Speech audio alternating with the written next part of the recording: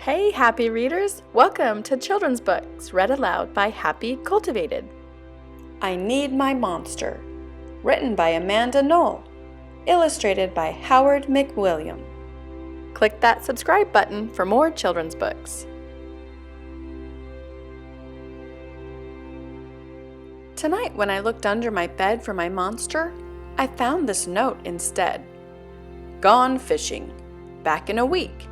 Gabe. What was I going to do? I needed a monster under my bed. How was I supposed to get to sleep if my monster was gone? I tried to sleep, but it wasn't the same without Gabe.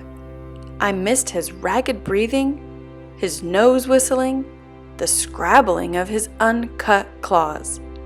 How would I ever get to sleep without Gabe's familiar scary noises and his spooky green ooze? It was no use. Gabe would be gone for a week, and I just had to have my monster. I climbed quietly out of bed so my parents wouldn't hear me. Grown-ups have some strange ideas about monsters under beds. I knocked on the floorboards, then scrambled back under my covers. I waited nervously. Would a new monster appear? What would he be like? Would his snorting be as cheerful as Gabe's? When I heard some creaking under my bed, I knew that the substitute monster had arrived. "Good evening," said a low, breathy voice. "My name is Herbert, and I will be your monster for the evening." Herbert? What kind of name is that for a monster? You don't sound scary at all. Have you ever scared a kid before? Well, no, but I have read all the best books on the topic. Do you have long teeth and scratchy claws? I asked. No, but I have an overbite, and I'm a mouth breather. Listen.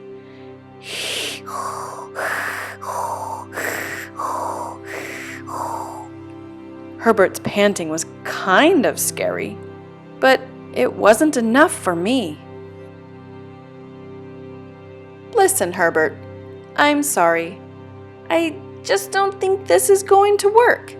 It's nothing personal, but I really need a monster with claws. Picky, Herbert complained. As you wish. I'll go. There was some more creaking. Then Herbert was gone. Some scratching warned me that a second monster had appeared. "Good evening," he said in a high, silky voice. "My name is Ralph. I understand you need a monster with claws. If you would please lean over, I will hold out an arm for inspection." I crouched on the edge of my bed, hoping to see a horrible, shaggy arm with sharp, ragged nails. Instead, I was surprised to see sleekly brushed fur with smooth, shiny claws. "Excuse me, I don't mean to be rude," I asked, "but is that nail polish on your claws?" "Yes, it is," Ralph replied. "I believe professional monsters should always be well groomed." I could tell that this was not going to work either. "I'm sorry to disappoint you, Ralph, but I need a monster with scary claws."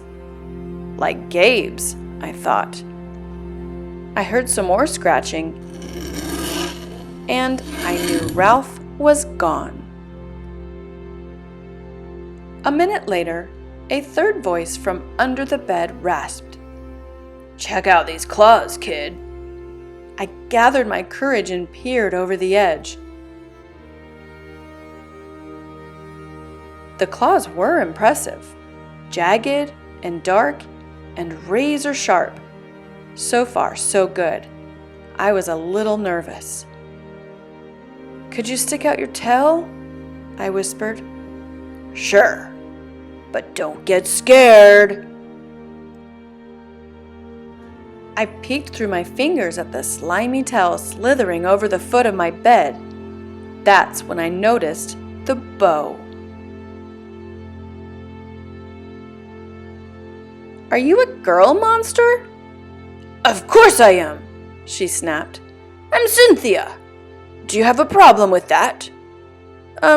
Yeah, I do, I admitted. I definitely need a boy monster. Boy monsters are for boys and girl monsters are for girls. Everybody knows that. Well, aren't you a picky one? She sniffed, and then she was gone. Was I being too picky? No. I knew that my monster needed to be well-clawed and menacing. The whole point of having a monster, after all, was to keep me in bed, imagining all the scary stuff that could happen if I got out. Then I heard a shuffling noise and some slobbering.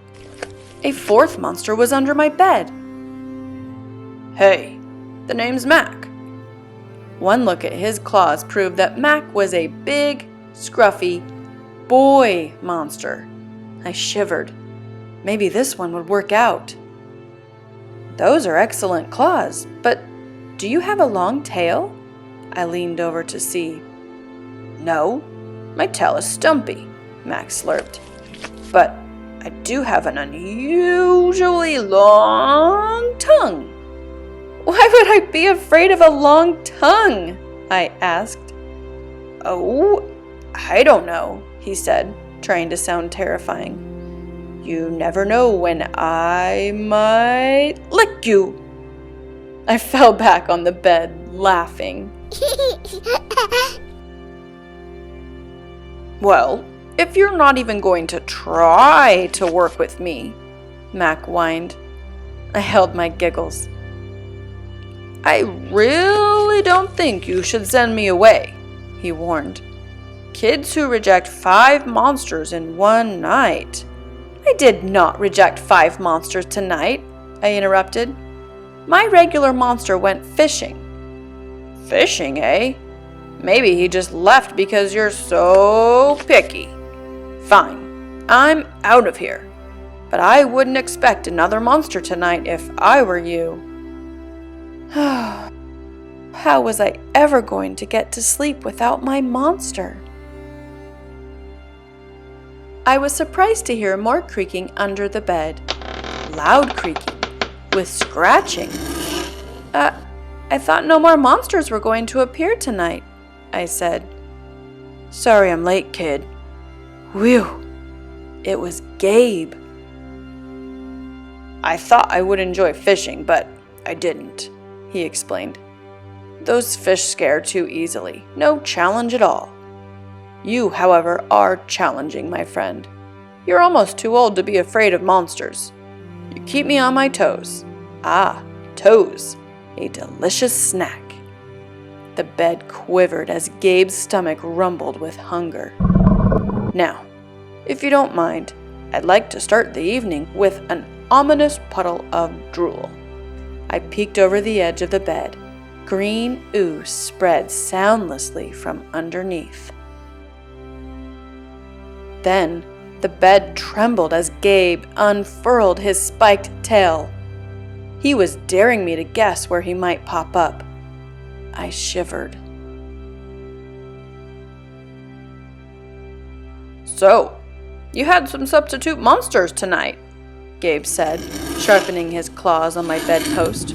Were you scared? Then Gabe started tapping. I could tell he wanted to know if I still needed him.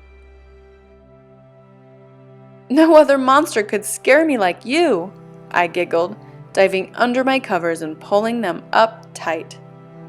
Through the blanket, I heard Gabe's soft, comforting snorts. Ha, I knew it. We're made for each other, he growled. When my blanket started to slip off the bed, I knew Gabe was ready to eat. "Now, if you could please stick out your foot," he said. "I'd like to nibble your pinky."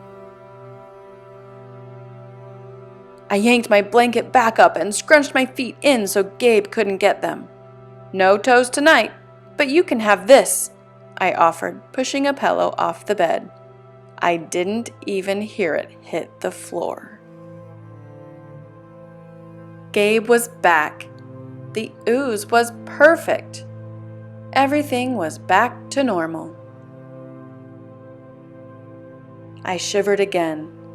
I'd be asleep in no time.